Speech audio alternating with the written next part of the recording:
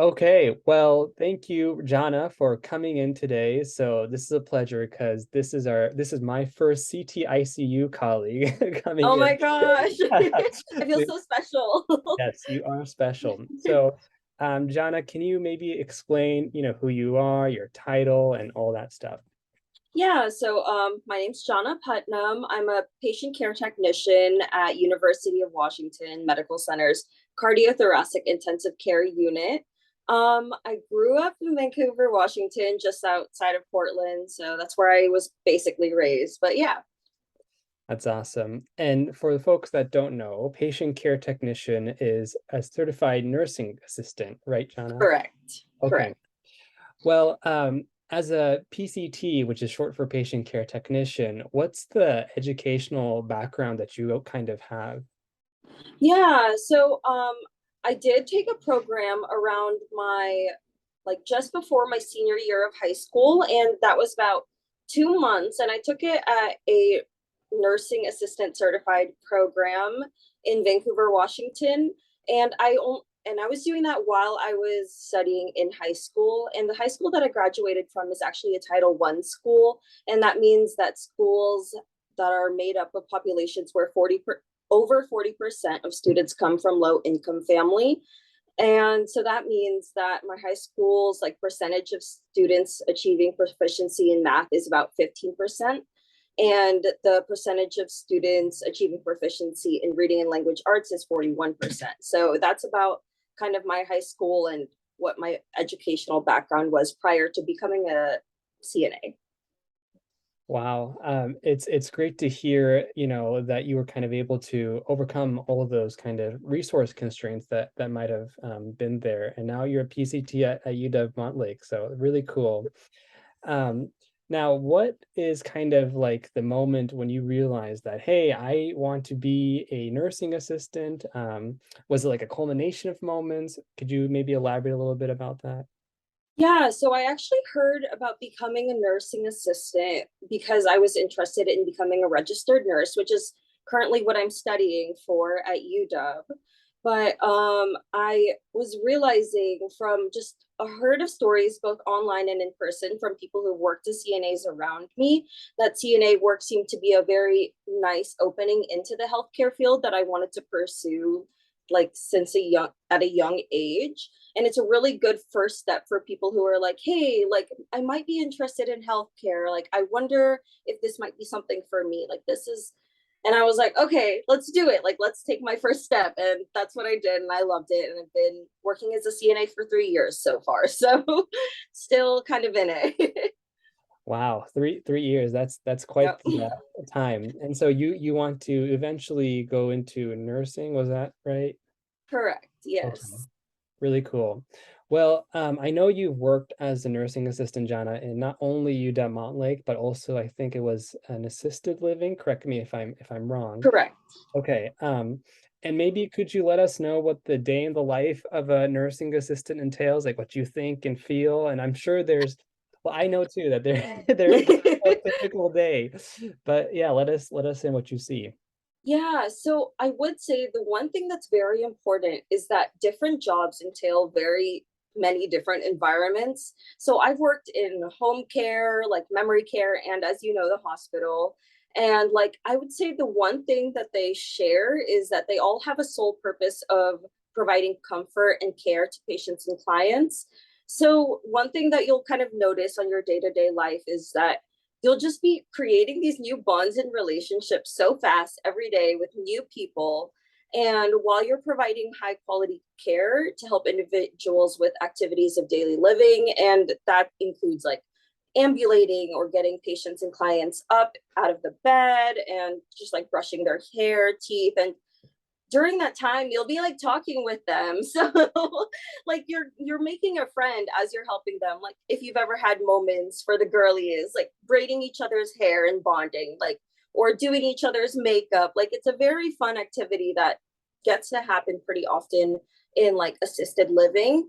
One thing that's different in the hospital care setting is that it is sometimes, well, I with my personal experience in the ICU, it is more like strenuous on your body.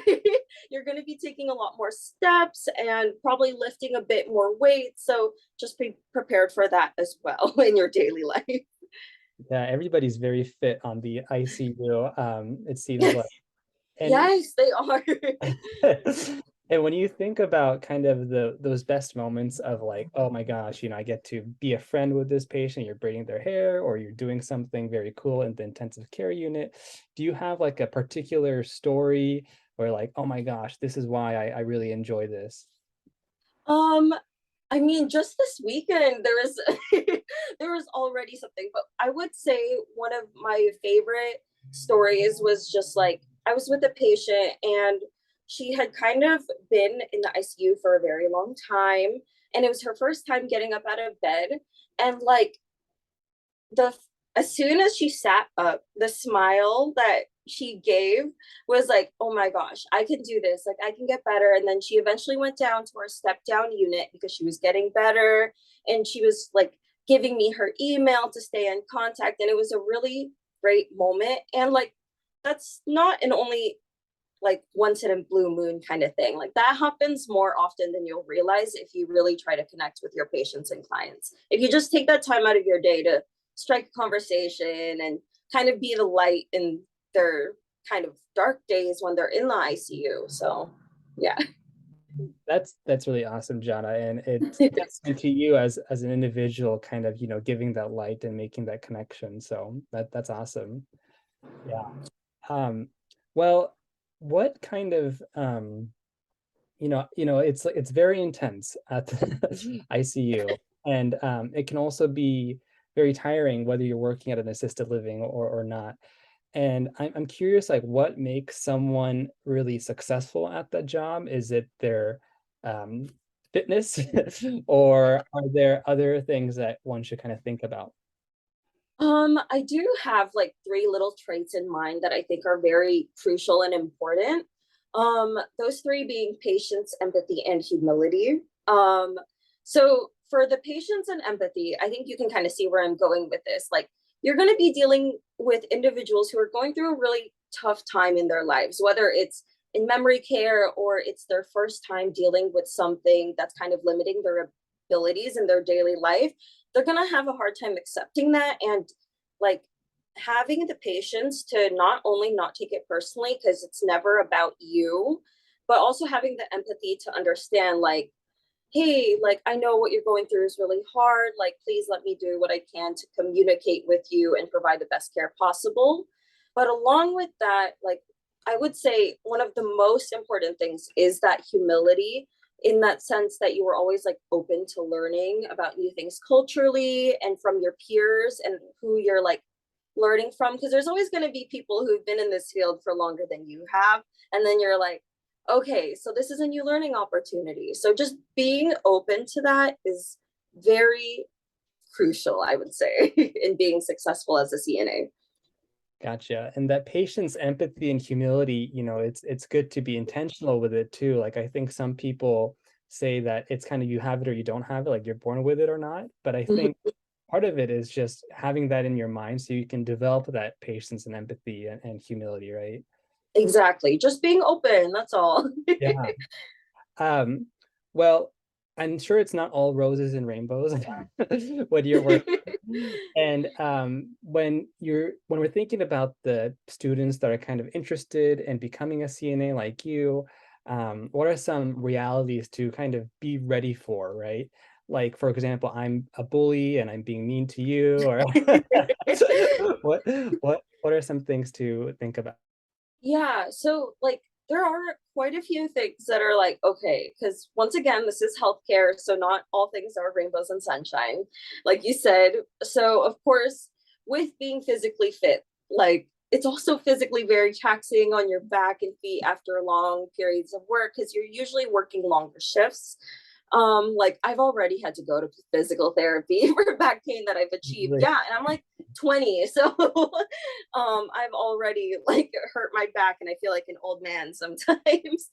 And also like one very harsh reality of being a CNA, and like I've worked in memory care, so especially working with elders, unfortunately, there are possibilities of verbal and physical abuse from patients, as it is like the public and it's deeply integrated in our social system. And you just kind of have to stand up for yourself through your organization by being like making sure that you have the safety protocols that you need to stay safe, and just finding an organization that's willing to not take advantage of you and provide safe staffing and proper PPE, all the things that you need to stay safe as a CNA. Gotcha. And with kind of the back pain and also some patients being a little bit aggressive, um, it's not always fun as you mentioned, but are there things that make it worthwhile doing even albeit those challenges? And I think you touched on this a little bit when you were talking about kind of braiding that patient's hair and making that connection. Is when you make those connections, is that what makes it like, this is why I do it? Or is there something else that makes it very good? Yeah, so I would say like it is a very enriching experience for those who want to make a positive impact on people's daily lives. But there are some other like things that kind of might spark some others' eyes. Like one thing that might be really interesting is that certification only takes 4 to 12 weeks to complete. So it's a very fast process. It's about 120 hours. And then you just need to be 17 when you enroll in the course. And as long as you're 18 when you get your certification, then you're good to go. And then also, another thing that might also make it worthwhile for those who are looking into it is that there are many jobs that are also available, which will also pay for your education to become a CNA. So that's a very nice thing to have accessibility to if you're kind of like, well, I want to be in the healthcare field, but I don't know how I'm going to get certified if I have to pay for classes. So yeah. Could you, now that you've touched on the way to become a CNA there, let's go into there for a bit. So you said that you can be 16 or older, like that's like the age requirement to 17. 17. Okay. And you said that you could either go into like private programs or have a job pay for you. Like Hmm. when it came to your education on getting certified, what was kind of the steps that you took? So I was very privileged in the fact that my high school had a medical program, kind of like for high school students who were interested in the medical field.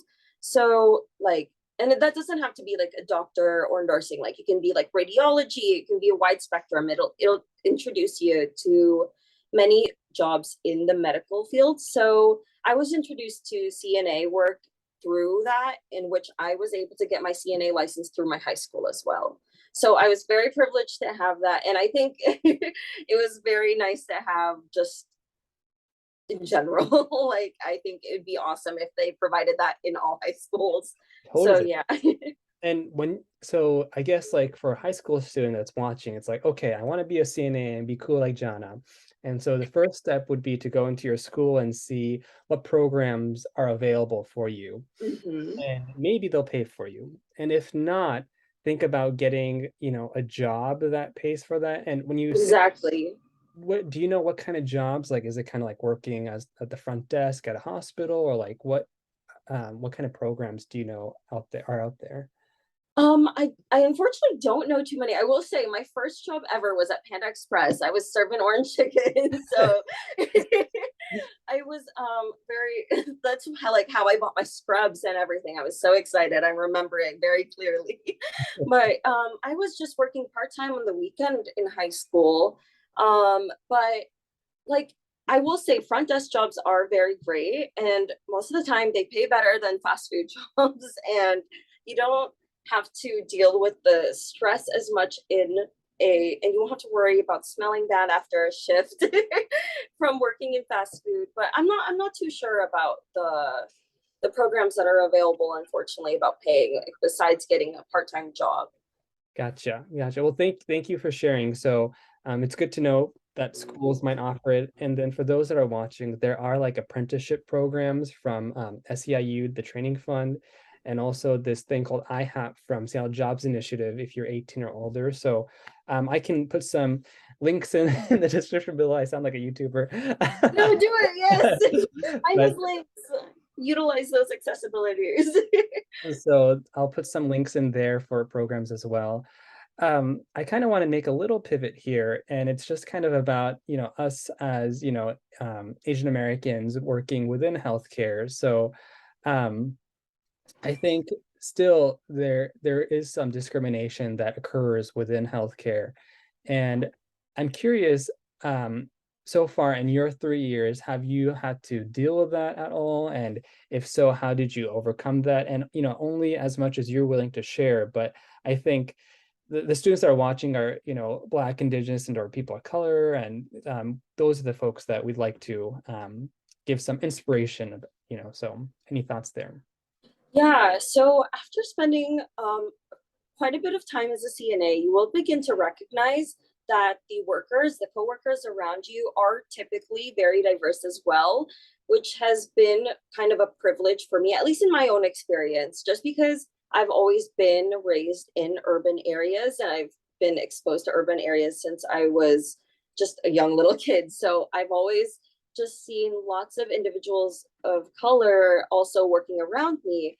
But one thing that you'll notice with that is that sometimes organizations and companies will take advantage of the fact that maybe that we're low income and willing to work longer hours and more hours. And sometimes that will also subject us to things such as unsafe staffing in nursing homes, working over 12-hour shifts, working illegal hours, insufficient PPE, and then like low wages. So one thing that's really important when standing up for yourself is to put an emphasis on safe staffing, and for your patients who are also being affected by burnt out and overworked staff, because that not only affects the staff who is working in the organizations that you're at, but it's also affecting the patients and their health, and they deserve the best quality care given by the best quality people who are at their best. They don't need to be burnt out and coming to work. They should have that time to rest. So with organizations always constantly kind of skewing around that, I would just say stand up for yourself. So That's really great advice, Jana.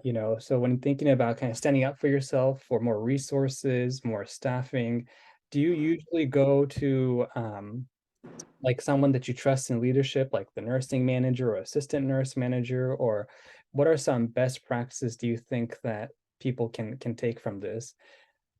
100%, I feel like you should go to the person that you feel like you trust the most, because we're dealing with areas of high sensitivity constantly.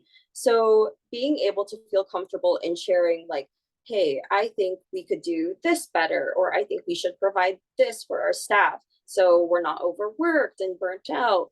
Um, Being able to go to a manager that will listen to your needs and actively take steps to provide for their staffing is very important and very crucial to have a not toxic work environment.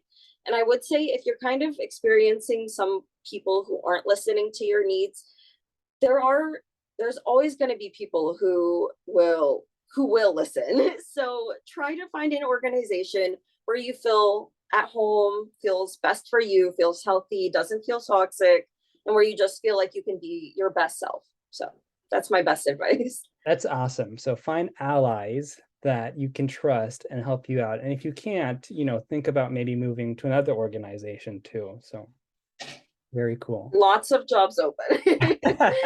And don't feel guilty, because there's many places that need many individuals. Sounds like you're a hot commodity as a CNA. Everyone as a CNA is, I promise. But So yeah. we are approaching the end of our interview and conversation. This has been such a pleasure, but any final words or thoughts to high school students or middle school students interested in healthcare in general? Just take things step by step. Don't get overwhelmed by the future, because there's so many possibilities. Listen to your interests and just take things day by day, and do some research, look things up, see what you're interested in, and find opportunities and sign up for scholarships, because even if you're in middle school, there are scholarships open to you even now. So look those up too. Gotcha. So do your research, look up scholarships, and take it step by step. All right. Thank you so much, Janna. We really appreciate the conversation. Thanks so much. Yeah, thank you so much for having me. I really appreciate it. Okay.